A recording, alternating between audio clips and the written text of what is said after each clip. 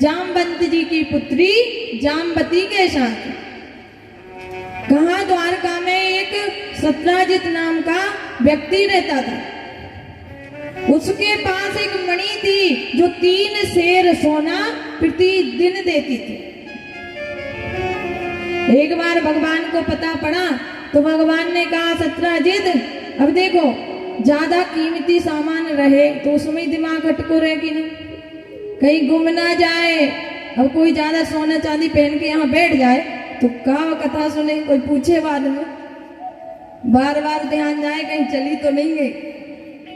तो अब यही भगवान ने कहा कि अपने जीवन को अगर चिंता मुक्त करना है तो यह मणि राजा उग्रसेन को दे दो। पर महाराज हम तो नहीं दे, काय को दे, हमारे को सोना नहीं मिलेगा। अब यहाँ पर जैसे ही भगवान ने कहा तो ये अपने भाई प्रसेन को आकर कहते हैं कि आज द्वारकाधीश इस मणि को मांग रहे थे, उनकी नजर इस मणि पर है।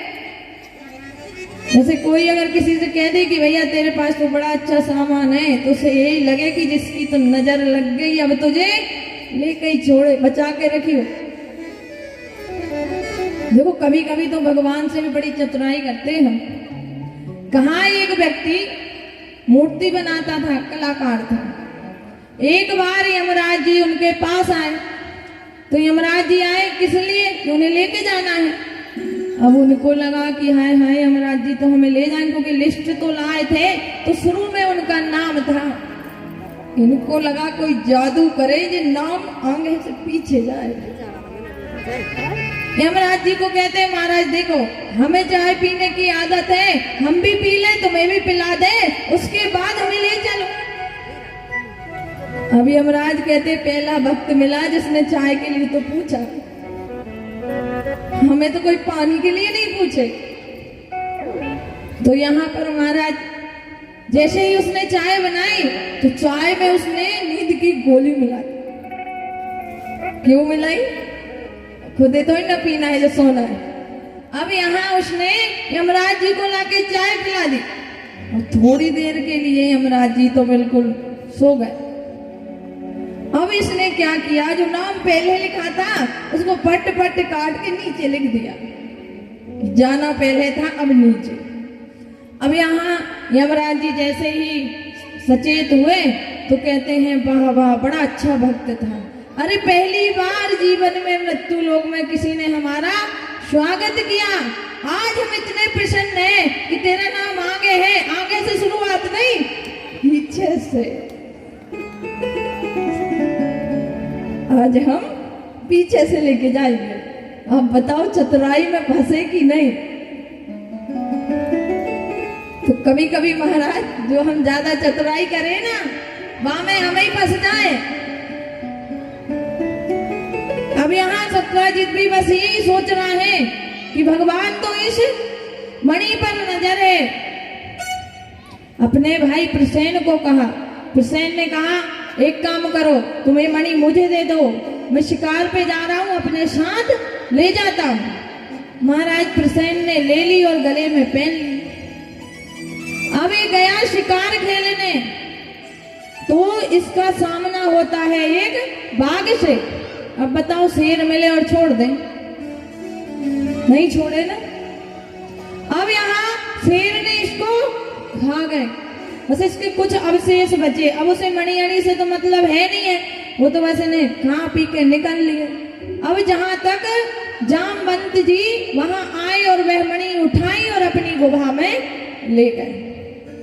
अब महाराज यहाँ जब प्रसेन कुछ दिन तक आया नहीं तो सत्राजित को लगा कि मेरे भाई प्रसेन को द्वारकाधीश ने मरवा दिया और वह मणि ले ली।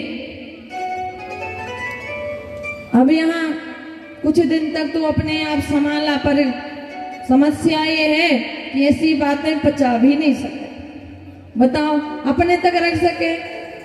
अब इससे रहा नहीं गया तो इसने अपनी पत्नी को बताया कि देख प्रसेन गया था शिकार खेलने, द्वारकाधीश ने उसे मरवा के वो मणि ले ली, पर तुम किसी से कहियो मत। क्यों? द्वारकाधीश राजा है और एक राजा की हम ऐसा नहीं कह सकते। अब पत्नी को बोला तुम तो हमारी खास हो, इसलिए हमने तुम्हें बता दी। अब बेचारी पत्नी की खास भी तो होए कि नहीं, बताओ है कि नहीं, बताओ। अब भैया एक ना एक तो सबके खास रहे भैया, ज्यादा नहीं, एक एक तो जरूर है। अब पत्नी को लगा किसको बताऊं, तो पत्नी की सहेली आई, कहा देख उन्होंने मुझे बताया है, पर अब उनने बोला था किसी को बताइयो मत, अब तू तो मेरी खास है। अरे प्रसेन गया था वन में शिकार खेलने, तो द्वारकाधीश ने उसे मरवा के वह मणि ले ली, छुड़ा ली। अब बताओ ये सारे शहर में बात फैल जाए क्या, किसी को बताइयो मत, तुम तो हमारे खास है, पर पूरी दुनिया को पता चल जाए और यही पता पड़े किसी को बताइयो मत, तुम्हें तो खास है। अभी हम महाराज करते करते पूरे द्वारका में खबर फैल गई कि द्वारकाधीश ने प्रसेन को मरवा दिया। जब भगवान के पास यह बात आई तो भगवान को बड़ा दुख हुआ। देखो या तो वो कार्य करो तो हमें असर नहीं पड़े, पर कहीं से कहीं तक हमने किया भी नहीं, कोई आरोप मरे तो दुख तो होगा। भगवान द्वारका वालों को 15-20 को लेकर और गए हैं मणि ढूंढने। अब जैसे ही महाराज आगे बढ़े, वैसे के वैसे उन्हें एक शेर मरा हुआ मिला, अब अर्थात कि उसके कुछ अवशेष मिले, क्योंकि जामवंत जी ने उससे लड़ाई करके मणि ले गए थे, तो वो मरा पड़ा था भाई। अब जैसे ही देखा, सोचा कि इसी रास्ते पे जरूर से जरूर वो मणि गई है।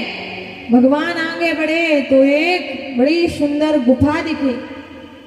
अब द्वारका वासियों को कहा कि आप यहाँ पर खड़े रहो, हम गुफा के जाते हैं अंदर, 15 दिन तक अगर वापिस ना आए तो तुम लौट जाइयो द्वारका।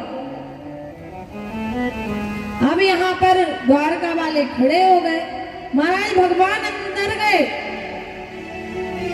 अंदर जाकर देखा कि एक कन्या के हाथ में वह मणि चमक रही है। अब जैसे ही भगवान उसकी तरफ बढ़े तो वो तो जोर से चिल्लाने लगी कि बाबा पता नहीं हमारी गुफा में कौन आ गया, बचाओ। अब अचानक से कोई बच्चा किसी को देखे तो डरे, तो जामवंत जी आए। जामवंत जी आए तो भगवान से अब यहाँ पर युद्ध हुआ है। 28 दिन भगवान से जामवंत जी ने युद्ध किया, पर यहाँ द्वारका वालों को क्या बोला था, 15 दिन तक नहीं आए तो वापस जाइयो। महाराज द्वारका वाले और बड़ा सा पत्थर देके गुफा पे और द्वारका आ गए। यहाँ माता देव की वसुदेव जी को बता दिया कि कृष्ण तो अब अंदर गए तो बाहर आएंगे नहीं।